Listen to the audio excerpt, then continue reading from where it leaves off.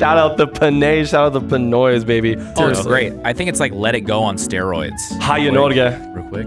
Man, probably the most stacked category. F1. It's got some crazy sound, man. And you could tell Amazing. it was like the Larry Fitzgerald of Just Oscar straight speeches. consistent. That was one of the moments where I was like, okay, like Ryan Coogler's a real guy. Ryan Yeah, Coogler's a real dude. He's a real dude. I love you, Ryan Coogler. We love you, Ryan. But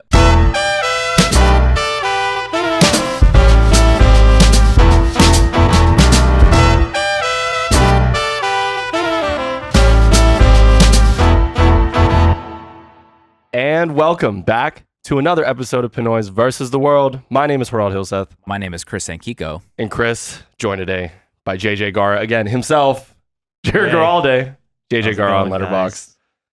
Big time. Back on the pod again since first time we're talking, since No Other Choice, and it's for a great reason.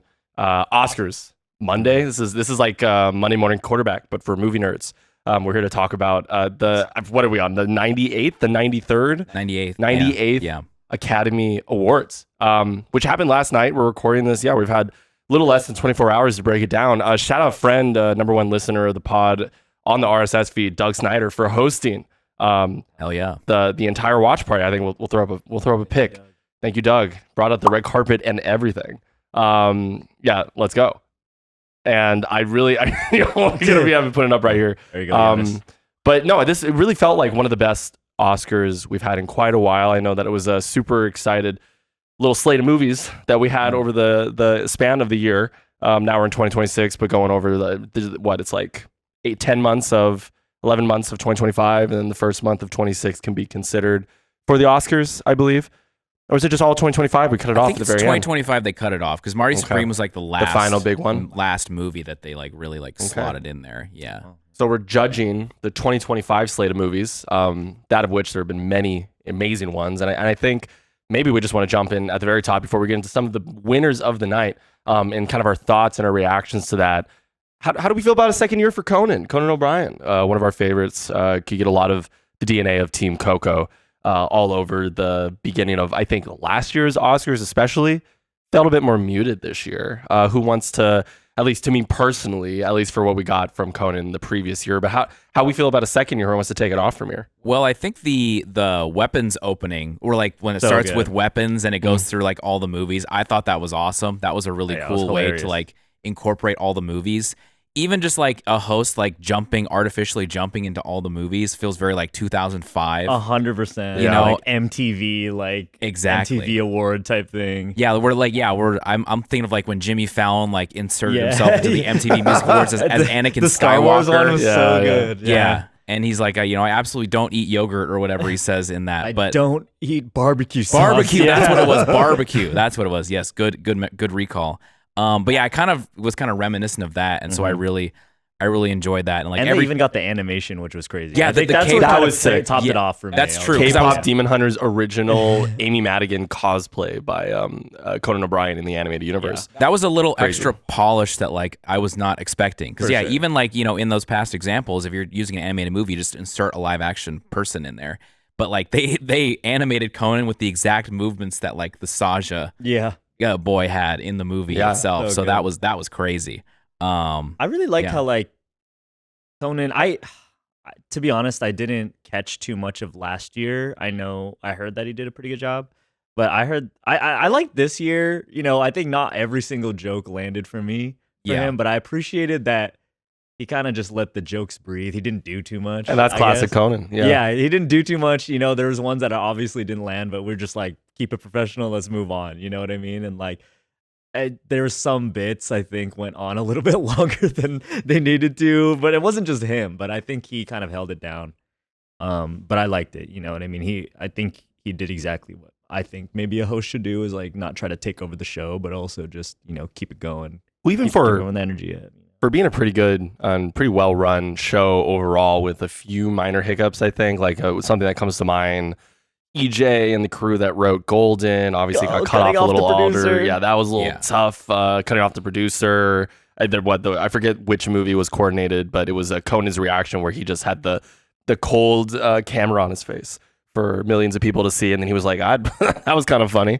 It's kind of weird. I think there were more random mistakes this year than last year, for sure. Because when like the mic, I forgot what it was. I think it was like maybe the short film one. I think it was where the mic was starting to like retract. That was tough. And like Conan was there. He's just like, That's they cut to him because they don't know what's happening. And they're like, what's going on right now? Yeah. And he's like, that was hilarious. And you could tell the production team was like, we're gonna do everything that we can to shorten this. Yeah, and it's still which is long. hilarious because it still was a 3.5 hour show. Ripe 3 hour 42-minute show, not including the credits. Apparently, that was just. And then if you're watching pre-show, after show, good lord, they're demanding a lot of the eyeballs, a lot of the attention spans to really keep with it because it was like limited commercial interruptions as well. So they were you'd have a 10-minute bridesmaid sketch, or you'd have Kumail Nanjiani like actually handling the Oscar tie pretty well. I mean, probably one of the things we'll just mention later once we get into the list. But for the most part, it seemed like well-run show. I like what you said, Jared. People kept out of the way of what we really, for the most part, seemed like was the most hyped. What made it the most hyped Oscars for me are all the winners and the people that we saw win. Honestly, stacked categories this year. The race itself for all of the categories was super fun. Yeah, it's definitely the best that I can remember. Like, since being like a big movie fan, this is probably the best one. Yeah, overall. I think we were talking the best since Parasite, maybe. Yeah, we were talking about the Parasite Oscars. Yeah, comparisons of like, wow, that was so fun having it sweep everything. But I think in that one where we knew that, Parasite's probably it would be sick if Parasite won everything, and it did. This one was like, whoa, there's so many ones that I would like to see win. Yeah, and like the competition was what made it super. Yeah, that was the thing. Like for some of the flaws of the presentation itself, like a lot of the categories, I was like, if this person wins over this person, I don't care. Right? Yeah, yeah. Like all the movies are good too from the other. As there always is love from the other nominees to their fellow nominees. I mean, but they're all Timmy like, won, he would be like. That's the thing. I was feeling high on Timmy. I mean, you go back and listen to our podcast on Marty Supreme. Man, everyone here loves that movie. Obviously, a little bit more complicated. Just hate the guy. We just don't like the two. Such a good movie, you know. I don't. Yeah, we'll probably talk about it, but crazy that no award. Crazy for no awards for Marty Supreme. Yes, one award in particular we will get to. Yeah. In particular, I think everyone thought was gonna win it. Yeah. And then they didn't get it. So it was crazy. I thought it was in the bag. Yeah. That's deep. And we're gonna get to it here. It's not. Well, there goes my list. Actually, perfect. I'm gonna figure out how we're gonna do this. Do you want to start off by saying how many correct predictions you got right on your Oscar ballot, Chris? Because no spoiler here. Well, big spoiler. Bro won the pool. Put up the clip of Chris doing his speech. Yeah. Did someone record that? No, I recorded it. I recorded it. So you want to put it up? Incredible. All right, cool. And we're back. That's B-roll. That's B-roll I didn't know existed. I didn't know anyone was recording. Send that. Would you finish that? So we had 24 categories this year. 24 categories. I got 18 of the 24. 18. Missed Best Picture, but we all missed Best Picture. We were all going with our hearts. Yeah, we were all going with our hearts and centers. One person picked one battle after another. Yeah. What did you end up with, Jared? I think you had 18, right? I had 18. I had 15, so I was tied for second place. Three-way tie, yeah. Yeah. Three-way tie. With just like the short films. With Doug and who? Emma. Okay. Revisionist history, maybe? Revisionist history. I'm not sure. I don't know who else had potentially. Yeah, but anyways. Might have been Claire. Might have been Claire. I think perhaps Claire. I think it might have been because Claire got close because she did get one battle after another. Regardless, it was a weird one. What she wanted to see happen. I did go with my heart on a lot of them, like for all of the center selections, for example. But there was ones that I'm like, okay, obviously the Academy was going to do that. I had one Best Actor where I was like, I'm almost sure that the Academy was going to go this route, but I was wrong and pleasantly surprised. Pleasantly surprised. Well, I guess do we want to get into it? We're gonna get into it. I was about to say, what did you get? What did you get? 11 out of 24. We were like trying to skim over that one real quick. Last place. Wait, we got a clip of everyone's the first and last place speeches. Yeah, I was about to say first and last are sitting next to each other right now. Unfortunately. Yeah, this is like two ends of the ball knowledge spectrum for movie podcasts. Yeah, I will be fair that I did take some of Chris's picks.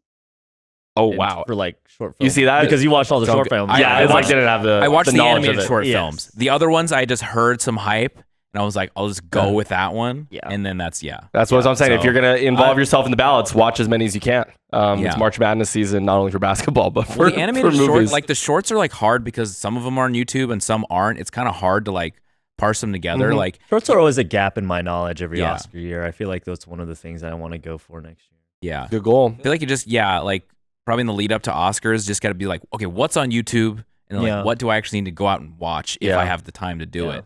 Well, I'm going to ask you about this here because we're just going to get into it. I think. Let's do it. A lot of categories. We have 24. We're not going to go over every single one, but I think we'll talk about some major ones. And I think probably the favorite one, I'm just going to go from the bottom of the Academy winners website here. And we're going to start with Best Writing for an Original Screenplay because it was a beginning of a huge night. I forget if it was the first, if Screenplay or Cinematography was awarded first, but obviously big night for Sinners. Our pick for Best Picture, one of our favorite films of the year. And it was awarded to the boy, to the man himself from Oakland, Ryan Coogler, one of our faves as well. I mean, I don't know if there's any footage. We'll probably keep the editing to a minimum for Jonas, but we were all very hyped for Ryan Coogler. A lot of love for Sinners tonight, and it starts off with Best Writing and his first Oscar. So what do you think? I would say if he wasn't gonna get Best Director, Best Picture, right, this was the one to give him because like.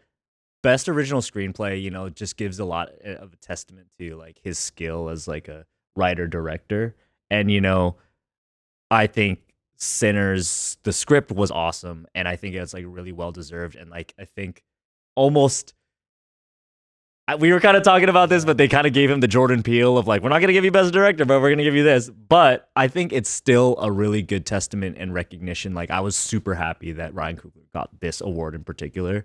If not for Best Director, like second Black director to win this award. Really? Yeah, behind after Jordan Peele. Wow, that's awesome. And it's all happened in the last 7 to 8 years, right? We talked about kind of how it was like 2017 or 2018. It's crazy to think. And it was so not that long ago even.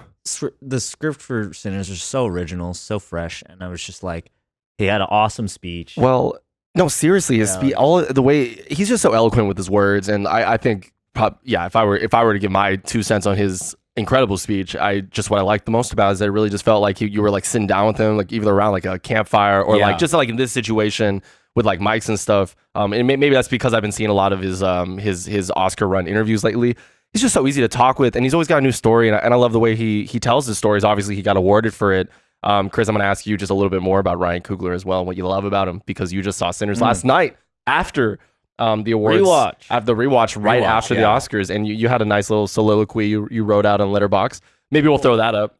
We'll throw that up. Yeah. My little Letterboxd soliloquy was like basically like Coogler's like he's a tide that we talked about this on the card too. That's why I kind of wrote it, but he's like a tide that lifts all ships. Michael B. Jordan's not a star. Ryan Coogler's not a star when they link up, but it's a thing that like okay, like I believe in you. We're gonna do this together, and then like. 13 years after Fruitvale Station, they're all standing up there, winning all those awards, like Michael B. Jordan, the Sundance versus the Oscar. I call them the Holy Trinity.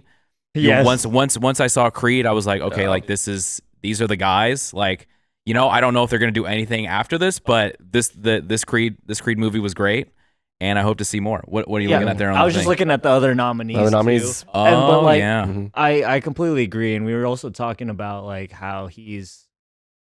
Kind of the leading this generation of filmmakers in the sense that like he's a Spielberg of like he can make blockbuster films, put audiences in the seats, and still kind of have that maybe commercial quote unquote appeal to the studios and bring original ideas. Without being, I guess, because there's obviously the indie and art house side of the young directors that are really like prominent and doing a lot of great work, but I think Ryan Coogler kind of sits in that of like being able to bring like this commercial blockbuster original IP and make this awesome movie and be freaking win the Oscar for it, which is just like so awesome. And when you have the gold piece in your hand, you have the Oscar himself. It's insane. It must be the craziest feeling. Yeah. But I mean, on the other half of it as well, we're gonna go just right up to writing Best Adapted Screenplay. Of course, Paul Thomas Anderson's first Oscar ever. His first Oscar win of the night, a trio of wins for him. We're gonna get back to him in later on in this podcast today. But if you have any first thoughts on PTA for winning, do you think it's poetic? His first Oscar is for writing and not directing. That's the first thing I said. Yeah, I mean, PTA is like one of my favorite writer-directors, and you could tell in his speech that he really is at heart like a writer and a director. And I think that was like exactly what you said. it was very poetic that this was his first one. Yeah. This was like the one for him to get. I really thought, I didn't know, this is at the point of the night where we didn't know how that was going to go. And we're like, okay, is this going to be his only Oscar? But if so, I'm glad that's the one that he wins. It's the perfect example of why I think throughout the night, probably the suspense was just building in a really fun way that you don't normally feel in these award shows. I think those 2 awards back to back were like sort of establishing that like, okay, it's a one battle sinners like horse race. Yeah, for real. Basically. So it's like, okay, you just basically recognize those 2 as the 2 like best scripts basically in the entire Oscars. And then from there, everything else follows. Because One Ballot I think ended up with 6, Sinners ended up with 4. Those are the highs. Pretty great, man. Pretty great. I'm so happy for PTA. If anyone really deserves it, like he's kind of a living legend, and like with all of the films that he has made, and the fact that this is like his first time really getting recognized for film is just awesome. And we'll talk about this later, but One Battle After Another kind of got maybe villainized just a little bit with how many nominations it was getting, and it's with Battle for Sinners, but that probably is just so good. Well, and probably like, one of the most mainstream of like that type of film that you can get, especially with its like revolutionary aspects in like our current moment. And like obviously PTA doesn't shy away. It's kind of like he's like, oh yeah, it's kind of my experience as a dad as well, and you can very easy to see the connections to why he wanted to. Was it Vineland? I think is like the source material, the book that he used to write the One Battle After Another screenplay, but you'd see it just on the screen. Like I haven't read Vineland, but like from my basic synopsis on it, it seems like he was like probably like, yep, I can ID that this is something maybe I could bring my own little bit and piece of like my maybe weird to some people, weird writing style or weird way I edit or again like direct these films. I mean, we have a couple people that we know that didn't really love the film either. So it's not a universal acclaim. And I think that was part of the issue some people had with Sinners not winning. But again, it's like, I agree with you. One Battle After Another, Sinners win. I'm not mad either way. Yeah. Yeah. Yeah, I think both. I think people will have problems with both movies, and it's as fine. there always will be. It doesn't matter. It's fine. Like whatever your taste is. But yeah, like, it's his most mature, PTA's most mature and accessible film. I think like if they're not gonna like that film, they're not gonna like any PTA's film, right? Yeah. Like it's like, so it's cool that that's the one that was recognized. So. Yeah. Well, we're gonna if you have any more thoughts on it, we're probably gonna talk about it in a sec. Let's keep going. Man, after writing, they've got visual effects here. We're obviously not gonna talk about that because, of course, it went to Avatar: Fire and Ash. We knew. We thought it was gonna go Jurassic World Reboot. It was the Avatar. It's the Avatar World. It's the Avatar World. It's literally the Avatar World. It wasn't even a question. No. Something that might have a little bit more to say though. Sound F1. It's got some crazy sound, man. You want to put the cars go vroom? You want to put the car up? Put the car up. Yeah. The cars go vroom, Oscar. Yeah. That's what that was. That's literally that was the one award I'm like, yeah, that's going to win. There was like a little... Tim Apple's up. There was like 3 locks maybe the whole night. K-pop Demon Hunters being 2 of them. And then... Oh, you had sound Avatar. for F1? Oh, Avatar. No, Avatar, sorry. Yeah, and then this one was kind of a shake-up. Yes, I also think the locks for Frankenstein in like let's do hair and makeup and costuming. We'll do production design here. Winner. That's next up on this list. Frankenstein. Yep.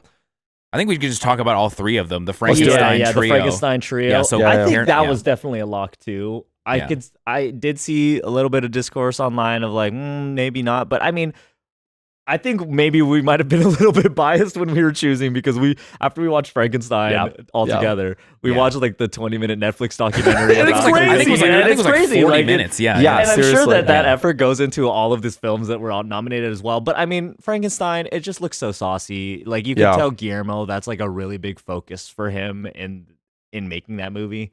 And I think it paid off. You know what I mean? It's definitely more, I guess, the safe choice because it is kind of the obvious pick. But I was happy. Yeah, but it's just that one thing where you just look at it and you're just like, it's good. Saucy. You know the costumes it's good. What else? I was gonna say like I would have liked to see Kokuho. I was about to say we got a chance to see Kokuho in that one night IMAX screening. It's an incredibly long movie. I think you and I both had a similar feeling coming out of it. That peak, like it has some of the best peaks we'd seen all year. I think, and it's a bummer it didn't even get in. I think. Brought into the best international film discussion. But what we want to talk about is its makeup and hairstyling. And that's what I'll throw my love out for. The kabuki scenes are just generational. Amazing. Yeah. And the makeup and hairstyling just throughout that entire, it's an epic over a course of like years and years. 85 or like 70 to 80 years of this guy's life. And the makeup is like arguably probably the best part of the movie throughout. through line through everything. And yeah, I think that's definitely, I wouldn't say it's a snub, but I would have liked to see it.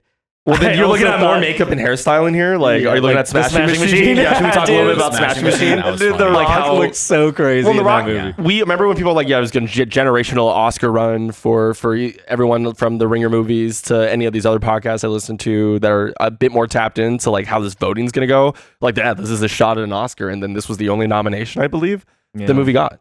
Yeah, I think you're right. Yeah. There's like a whole thing about The Rock's kind of failed Oscar run, but I also did you see that YouTube video? We all see that YouTube video. I saw the thumbnail. Yeah, I think what I was thinking about is also it's just kind of a larger theme of the night was sort of the disrespect's too heavy of a word, but like kind of the disrespect for the Safdies. I'll be honest with you. Oh, they got Marty Supreme got nominated for a lot of awards, and I don't know if you want to talk about casting next. Well, I think we'll get to casting, but maybe that would be a good time to talk about Marty. Yeah.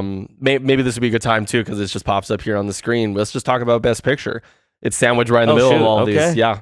No, we're gonna bounce around a little bit. I think we should end with that. You want to end with that picture? Let's keep it pushing. That's the end of the music, baby. Best score. So do you want to start with Best Score for your boy? You should get it started. Oh, for sure. Who won Best Score this year? Come on, it's Ludwig. It's the other of the Holy Trinity. It's the boy. He's 3 for 3. Part 2 of the Holy Trinity. Yeah. He's 3 for 3 every time he's been nominated. Black Panther, Oppenheimer, Sinners. He's won it. And you could tell it was like the Larry Fitzgerald of just Oscar straight speeches. consistency. Straight consistency. He's like he went up there like he's been there before because he has. Right. And I fully expect the Odyssey to be nominated next year and for him to probably win that too. So I think we'll probably get a back. I think we're gonna get a back to back because I assume the Odyssey is gonna be a banger score again. Well, I wonder because there's a lot of big blockbuster movies this year, and there's opportunities. I don't know who's scoring Dune Part 3. Hans probably. Hans, I would think. Hans Zimmer one more time. Yeah. But again, this is another cool. I can bring Marty Supreme back into this because second place snub. Or could have been a winner. We were both talking about Marty Supreme. Yeah. Like, man, that complete was snub. I don't think it's a snub. I think it's a complete snub for score. For not being nominated. It's not even in. Not even nominated. It's not even in the Daniel Lowe. Yeah, that's Daniel Lowe Patton is insane. Yeah, it's a mistake. That's kind of wild. Yeah. I mean, like, let's see who we got. We got Frankenstein. I'm not gonna lie to you. Begonia is one of the 2 Best Picture nominees I didn't get a chance to watch, so I don't really want to have an opinion on it. But it looks like it stands out as maybe that could be the one that I would drop out. Even I can't even say. I haven't seen it. It just seems like there's a little bit of like a weird. I think it was like Carson or somebody used the word that like the Safdies are a little bit too cool for the Academy, and I think that kind of also bleeds into these new age A24 types. What would you call it? Types of music? No, a score. What would you call the person that does the score? Composers? Composer, yeah. Modern composers. Modern composers, because like that soundtrack is so saucy and so good, and it's just it's crazy. I mean, Ludwig is kind of at the forefront of that though, but facts. I don't know. Like it was kind of interesting that he didn't get in there. I just wondered it's because the Safdies make very irritating movies. Like not irritating in that the main characters are very irritating. The plots are the way it's shot's really stressful. Yeah, it's not like a feel good movie. Even though Marty Supreme's kind of feel good at the end. Yeah, but like they're not movies that the Academy they're traditionally is going to reward because they're just so claustrophobic.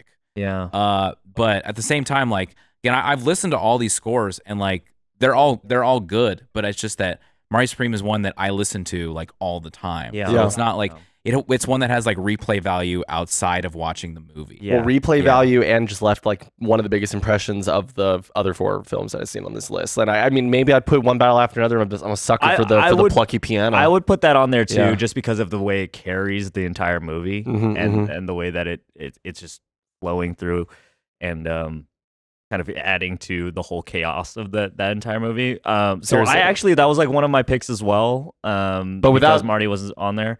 But clearly a big day, continued big day for Sinners. Ludwig, man, well deserved. I don't think there was any chance. There's no chance. Yes. I mean, we can talk about all the other options that's for true. a second up, but the clear winner had to be Sinners. That's true. We've sort of been taken away from the Ludwig winning this movie. Because back to the positive nature of this podcast. Absolutely amazing. Absolutely amazing. Absolutely amazing. Generational. It just like whenever I hear the Smoke and Stack, Smokestack Twins, the Smokestack Twins, that he's so good. And he had a wonderful speech about, music and what that means to him. Just a Swedish guy picked up his guitar, blues, and like it is one thing to have a movie like Sinners with the very obviously deep cultural roots and being able to translate that in music as somebody from Sweden. No, yeah, so, exactly. You know what I mean? Like that's awesome. Because like the blues is like framed in the beginning as like the devil's music, but then he sort of like ascends it to like a fourth dimension, ethereal plane. Rock and roll, rap music. It traces like the genesis of blues music to what it looks like now in like its modern forms through like the music, which is very cool. It's all the blending of styles, and it's like. Yeah, I mean, you just know when Ludwig's on the on the ticket for score, it's like he's gonna make a banger, and then he just did it again. Yep. Yeah. Will he go 4 for 4? I guess tune in next year. It's gonna be a crazy year. It's gonna be a crazy year. Yeah. For the 3 hour, another 3 hour soundtrack. Good lord. Man, big year for music as well, because I just quick shout out Golden, which we all probably the most sure fired decision of the night. EJ finally gained her love. I mean, shout out Ray of Me, Audrey Nuna, a whole host. I mean, the whole crew is out. There's many names here. But obviously EJ is like the front and foremost face of the people who wrote this song. Shows you how many people got to get involved in writing something this goated. Golden is going to go down in the history books. Great to see some like K-pop representation in there. They've been performing the hell out of that song for a full year, and I don't think there's any doubt. I mean, it was cool to see Sinners also get nominated there, and the performance was awesome. Both performances incredible. But I think the I Lied to You was better than the Golden, I would say. There was some discourse about Golden maybe needing to be a little earlier in the night to keep the energy high at the beginning. The kids who might go to bed a little earlier, like, where the heck is Golden? And then you end with something a bit more complex, a little closer to best feature. It's the hard thing with like the best original song, because I think like I Lied to You, obviously it fits within the context of the movie so well, and it's like it is such an original piece of music. But Golden obviously had like the commercial success. I mean, so it's like that's kind of like a weird triple platinum gray area. Commercial and but I think it's still well appeal. deserved. Like it's such a catchy tune. Like I know a lot of people might not like it. It might not be a cup of tea. You just hear it a lot. You hear enough. If it goes triple platinum, obviously a lot of people like it. Yeah, it's great. I think it's like Let It Go on steroids. Oh yeah, honestly, the better version of Let It Go. I'm like, come on. Yeah, exactly. This is a much better song to be going triple platinum. Yeah, it sounds like it's like a Main Street pop song. It's like it's very hard for a movie to frame a song as like the song that's going to save the world, and because it's so good. But like that is that song. It is actually so good that you can listen to it like outside of the movie. You don't even need to see it. You probably just hear it. Like I heard it at the doctor's office in the waiting room once. I was like, okay, that's when I know it's big. I'm like, you just hear it at a random place. You're like, cool, absolutely, Golden. Yeah, Golden. I mean, question for you. I just want to get anyone have anything to say about the short films. Unfortunately, I did not get a chance to tap in. Anything you want to say? Again, the only animated or not, the only short film documentary, blah blah blah that I saw was the animated short film categories. Cool. And so The Girl Who Cried Pearls, which is the one who won. Beautiful looking film. Might have to check it out. Easily the best one. It looks like a very like Tim Burton-y, that doll stop action. Yeah, that stop motion kind of movie, kind of film. Butterfly was pretty good too. That one's about like an African Jew during World War II, and it's about like swimming and stuff.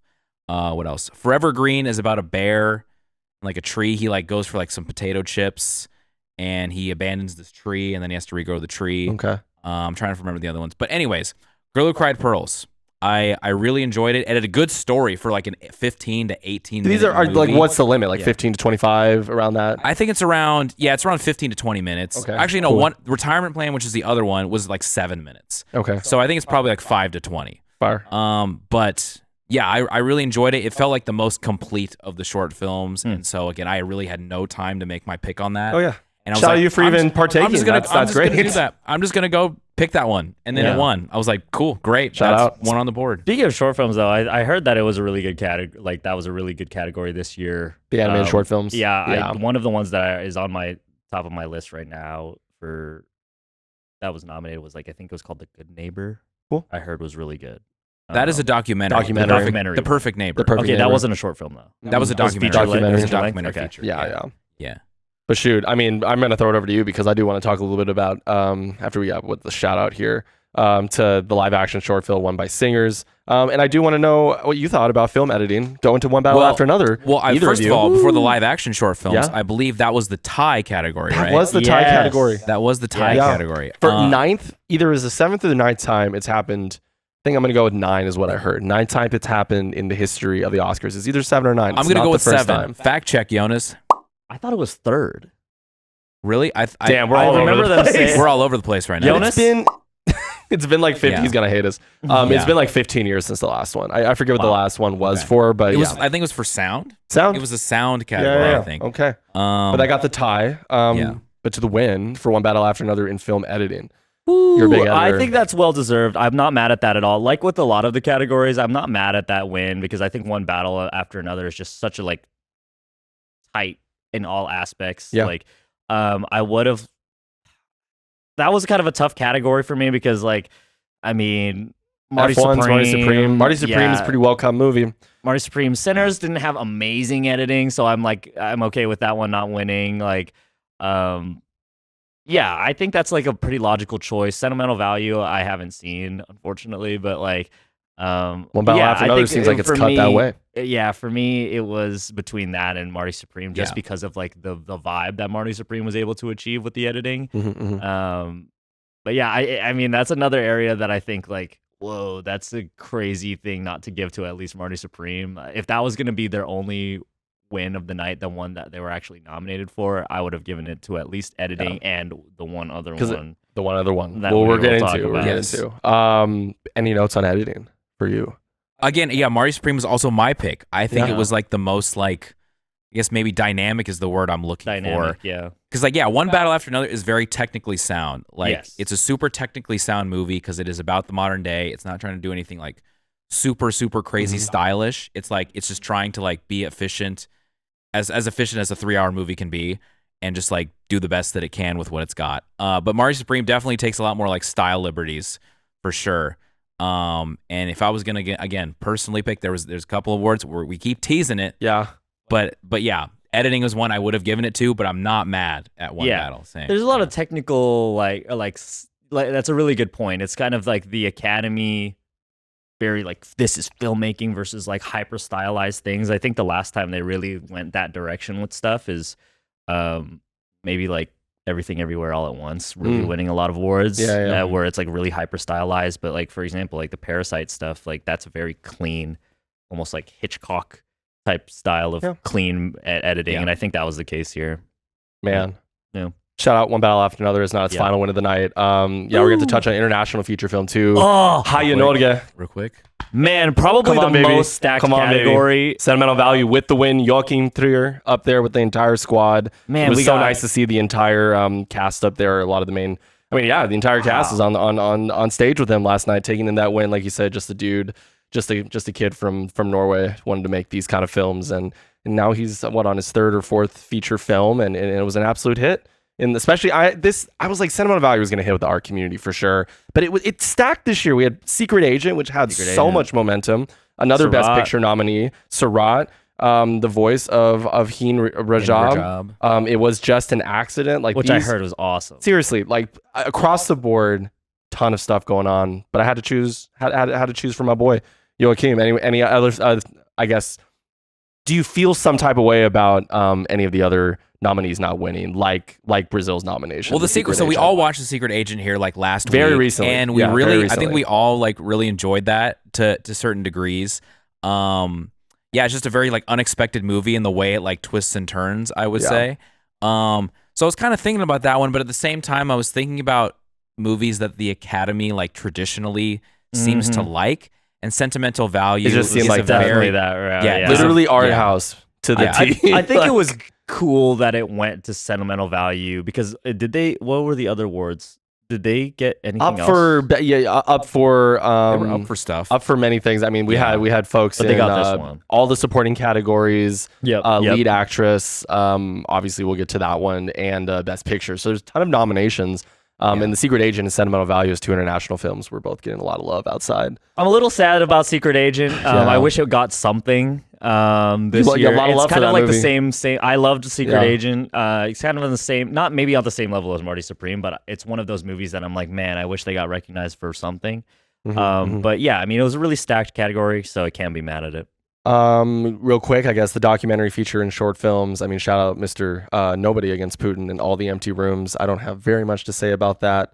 We keep it pushing. Best director, baby. One Best battle director's the next one. after another. We're like, I think we're just gonna start bouncing around a little bit. Why not? I guess. Yo, again, what's Was else is feeling there it. to say for PTA? Was feeling it for Ryan, but PTA, Yes. it was his time. I would have It loved was to his see it to time. go to Ryan Coogler, but you know what? How can you be mad about PTA finally getting a Best Director nod? How could you be mad about that? Especially in that category. Mhm. You know, it for me, it was between him and Ryan Coogler. I mean, who else did we have? Yeah, Josh Safdie, Joachim Trier. Josh Safdie would have been great to see as well. Joachim Trier again, yeah. But for me, in my head, Going PTA. PTA. It seemed like the slam You dunk, kind of had to right? give it at that Because point. how many years until we get another one? And it's like kind of like this had so much momentum. It seems like such an Academy way to vote. Like we have to give him. We like literally have to give him his flowers. It's like a legacy award as well as Almost, a reward for like his. Oh yeah. Because the movie's good, but at the same time, it's like he's had so many other legendary movies that he's never won for. Yeah. You know, so it's like, okay, now is his time. Yeah. No. That is how they vote. for 14 Yeah. at 14 noms. Like that's such a man. crazy number. That's like the There Leo Will Be number. Blood didn't win anything. Nothing, Which bro. is crazy. Literally think nothing. of insert past PTA movie here, won nothing. And Yeah, then seriously. like, it's all valid. Yeah. yeah. Well, we already talked about it earlier, but costume design went to Frankenstein. Yeah. Again, a Yep. lot of love Yep. for that. Yep. Cinematography, baby. Shout out the Penn. Shout out the Pinoys, baby. Autumn, go ahead. Durald Arkapaw. Yeah, Arkapaw. Yeah. Great Panay. to see a Panay Yeah. get one. Sinners And- again showing out. The third win we've talked about for Sinners here. First woman of color. Crazy. Not and like again, not to take away at all from anything that she did, and I think like that she had a lot going against her, and it was honestly kind of an unexpected pick for me. I was No, going Sinners I think easily that was for one me. of the biggest surprises of, Yeah. the Yeah. night. I think Yeah. people were like, "Oh, because Frankenstein, Marty Supreme, One Battle, and Train Train Dreams. People Dreams. were loving the Train Right, Dreams I was getting a lot of cinematography. hype for Train Dreams. I think Doug wanted Train Dreams for that. Oh, one. yeah, he was big on- he was high on that. He was pulling hard for the Train Dreams. But I'm Yeah. glad she got it because it's a beautiful film. Yeah. Or beautiful beautifully shot, I would say. Well, yeah, no, especially you think about the last 20 minutes of that film from, I'm not going to try to spoil too much, but the last 20 minutes of that film is pretty If self-explanatory. you haven't seen Sinners, If you've come seen on. it, tap in. I think we're still in that period where I don't want to ruin it for people, but we all know what happens in that last 20 minutes. If you know behind the screen Young's- as well, Young's, play the 20 minutes of Sinners right now. Just a spectacular looking film from beginning to end, but there's something special about that last 5 minutes of the night into the dawn of the finale of that movie. And I think Autumn Durald Arkapaw embracing with Ryan Coogler was one of the most beautiful moments of the night. And carrying her son down to see her That was kid, cool. The kid coming down. The kid must that have was been so in the cute, bathroom man. or something, or maybe just Well, Ryan further Coogler away. was And carrying Coogler was him just in, right? Yeah, and So just carrying cute, him in. man. It's like, you need to see the no. That's such that's such Yeah. a family affair. Sinners is such a family affair. for That the was exact great. reason. That was one of the moments where I was like, okay, like Ryan Coogler's a real guy. Ryan Yeah, Coogler's he's a real dude. He's a real dude. I love you, Um, Ryan Coogler. We love you, Ryan. But no, I'd say the last thing about that cinematography award is that it's really an achievement because a lot of the movie takes place in the one place. Yeah, it's just in seriously. the barn. Yep. And you're doing a lot of things to try to make that interesting. Also shooting on IMAX film. First time Man. shooting on film, on IMAX film, is an Yeah. achievement on itself. Yeah, Yeah. exactly. First And time. getting the Oscar. First time. It was her first time God. shooting on film. She's just got the sauce, bro. You just some of these cinematographers and these we're gonna get to casting people who are behind the camera and know what it's gonna look like afterwards. This is where the work comes in. yeah. Cotton field shots at night are pretty cool too. Yeah. Oh my god! Guys. Even the scene with Yeah, when you get introduced to the vampires for the first time with the Choctaw Indians and everything going on. Oh my! Yeah. So good. Shout out Sinners once again. Now we're to casting. One of the most, I think personally, the most fun category of the night. The first time we've got a casting award. And it went to. And they went all out. Oh They yeah, they went all with out. Do we want to, before we talk about winner? I mean, obviously it went to one battle after another. But how do we like how they introduced the casting award for the first time? It was really was great. sweet, man. It just seemed like years of people trying to make up for years of lost time. To really be the people who are casting directors, these movies don't exist without them. Yeah, I mean, what they had an actor from each movie go up and introduce the cast directors. That's traditionally what they've done sometimes for like best actor and actress. They'll get a fellow actor from the movie to be like, "Wow, you were great in this." Oh man, but this time that was the or all even casting previous was, best picture or best actors or previous something. Yeah. And so like I like that to introduce this category, they like went more all out. Like, okay, like this is what a casting director does. Even when what's the name of the winner? Cassandra Kundis, introduced by Chase Infinity. In a beautiful way as well. And that was just, I mean, that her casting is very underrated for this film. Personally, would not have been my choice, but you got to shout out how strong all of the nominees were. Again, not mad at that because that was a great cast. I mean, Sean Penn, Leo, finding Chase Infinity. I mean, hopefully she just keeps like putting out star performances. So but I love her. I don't want to take away from that because like as much as I really had my pick, should we just get to it? About one battle after this is the one where we're sort of dancing around it. Marty Supreme was the one where I think that Jennifer was Venditti. At least a lot of people that I think probably we were both talking to and we talked about ourselves. That was like that is the best I think if we're talking about just straight up like casting like actors and non-actors and like people you just don't think are going to be any good in a movie, but they're like fantastic. Marty Supreme is that. It makes New York 1950s New York feel like 1950s New York. Casting Mr. Wonderful in this movie deserved Kevin it alone, O'Leary, in my opinion. Who also was just, man, what a ham job. That dude looked ridiculous yesterday at the Oscars. That just goes to show you how good of a casting it was to put him in that movie because he plays his role to a T. Man, Marty Supreme, man. Yeah, bummer that they couldn't get some love there. Unfortunate. If it was gonna go to anything, it should have been that. In my opinion, there was so many. I mean, the Safdie style of casting non-actors in your movie and having them be highlights of the movie, is such an achievement in itself, and that goes down to casting. So it's hey. Unfortunate, but also maybe the next not one, mad. Josh. Maybe the next one, Josh. Next one, Josh. Sorry. Next one, Timmy. Real quick, animated feature film seemed like a slam dunk. K-pop Demon Hunter. Shout out Maggie K, Chris Applehans, Michelle Wong. Come on, have we just known that all year? Same with Golden. Yeah, the most streamed movie in the history of Netflix. Not even close at this Nothing point. more to say about it. Nothing more to say about it. Nope. Big Five coming up here. How about we start with the winner of the actress in a supporting role? How we started the night. Amy Madigan. For her performance in Weapons. Very short, but very impactful performance towards the end of the film. Kind of a curveball for me. Okay. I'm not going to lie. What were you thinking? It would have been my sitting? pick. I was going for Inga. Inga Ipsdotter Lilias. Yes, but, I think because Weapons didn't get a lot of other recognition at the Oscars, I'm glad that Amy Madigan did get it for this role. Well, also Amy Madigan seems like somewhat of, again, like one of those, not legacy because the performance wasn't amazing, but legacy because it seemed like a good opportunity to give her flowers after a long career as well. Same, like kind of in the vein of PTA. I mean, we were like kind of mixed on Weapons, obviously. We weren't the biggest fans, but we didn't hate it either. It was a good film.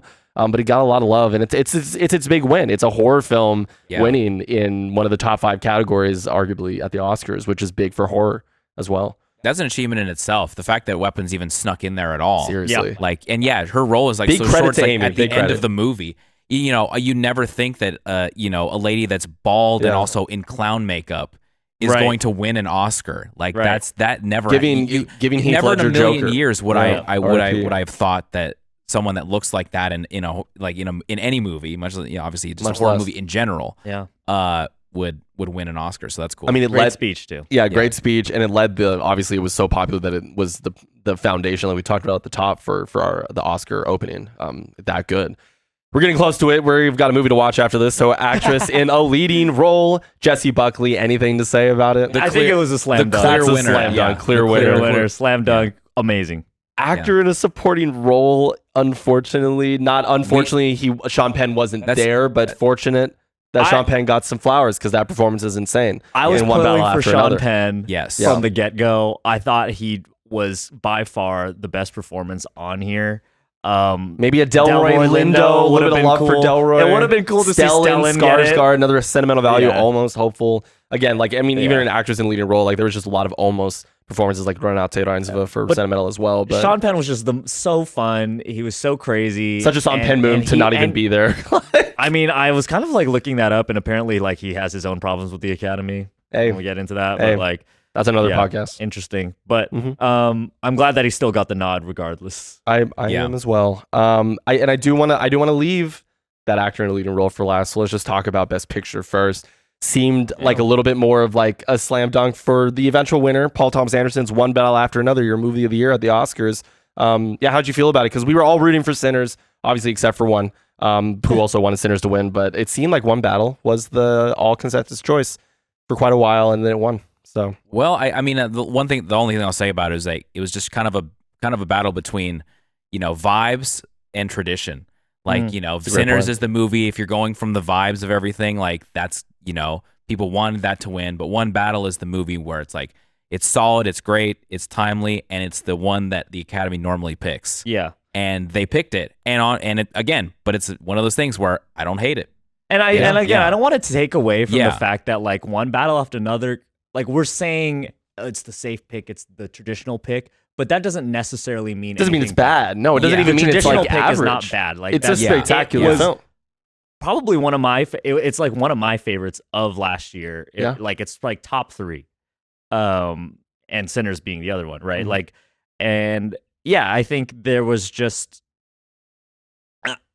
we all knew it was probably going to happen.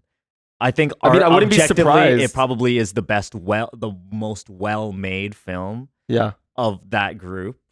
Unintentional. Is it my favorite in my heart? In my heart of hearts? I don't think so. It was so close. But I think that's less of an indictment on the quality of either of those two films. Because it seems like Sinners and One Battle were running at the very top. And again, they never show you the percentages, but I'd be hard pressed to see them not be within single digits of each other. It seemed like, because there was such a big push for so many Sinners awards towards the end of voting here, at least from what it seemed like with like people who have an ear to the ground in LA and people with the Academy. But One Battle After Another is just that good, and it got the award it probably deserved. But honestly, like again, we're gonna move to our last award here. Let's do it. The big win, I mean, like the moment of the night was Michael B. Jordan. Surprise. Michael B. Jordan. Yeah, Best that was incredible. Actor in a leading role. Come incredible. on. The name Michael Jordan is a cheat code, ladies. It really is. He's 2 for 2. When his name was announced, you could tell like it was. I saw something. It was like his soul left his body. Yeah, because he went. Yeah. Whoa. I mean, no facial expression. He's like, I actually so many did. times. Yeah. It was He's like, I actually did. That actually happened to me. Yeah. And like, I think we were all shocked.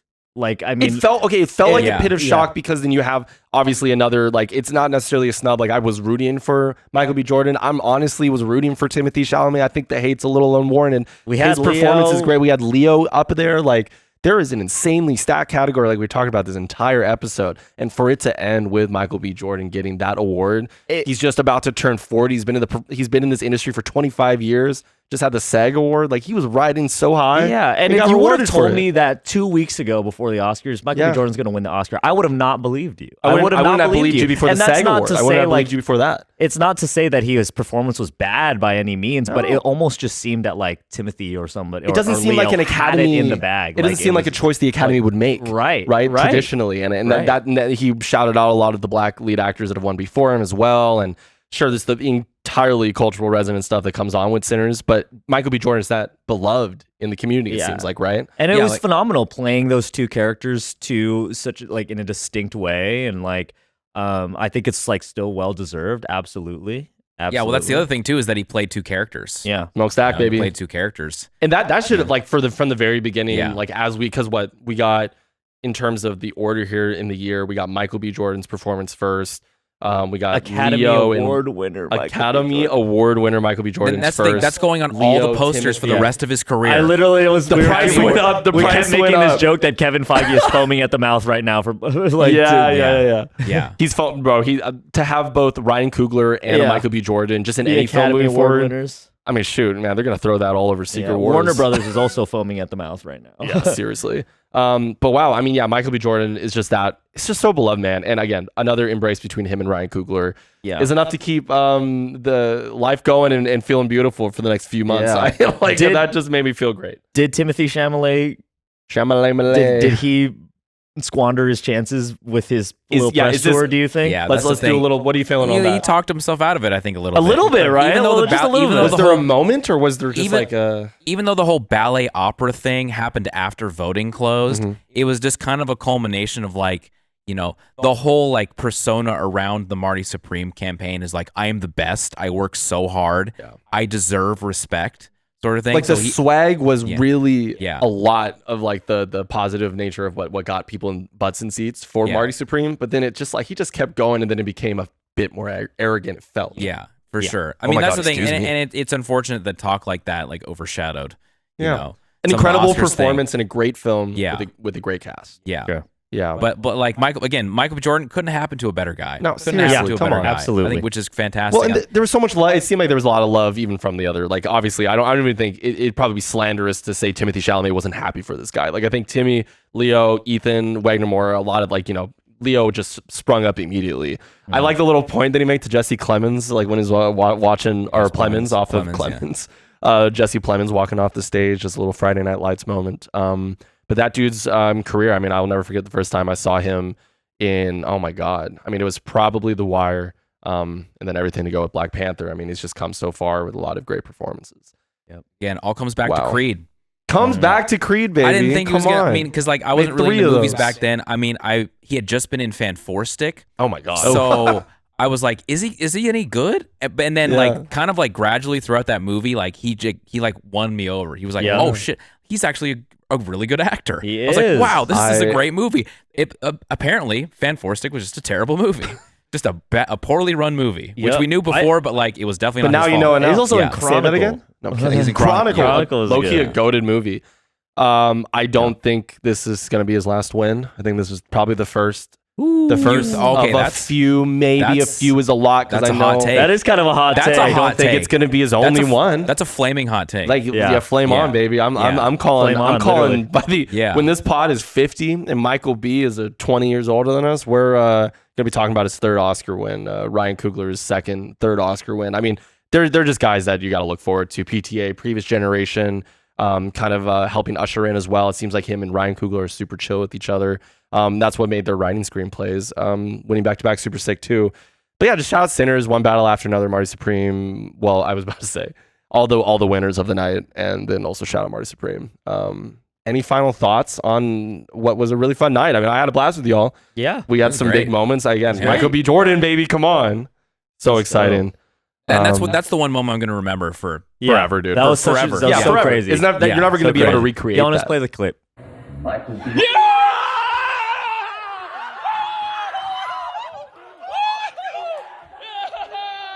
Play the full clip.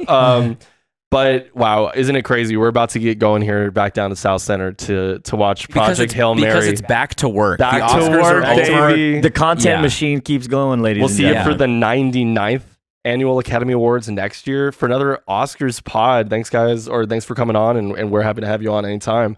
And we're about to get going, so I guess I'm just going to hit us with this has always been executively produced by Jonas Hilseth. Like, subscribe, follow us on Instagram as well at Pinoys Versus. And as always, thanks again for watching another episode of Pinoys Versus the World. My name is Geralde Hilseth. My name is Chris Ankiko. And I'm Jared Garalde. We will talk with you all in the next one. Peace.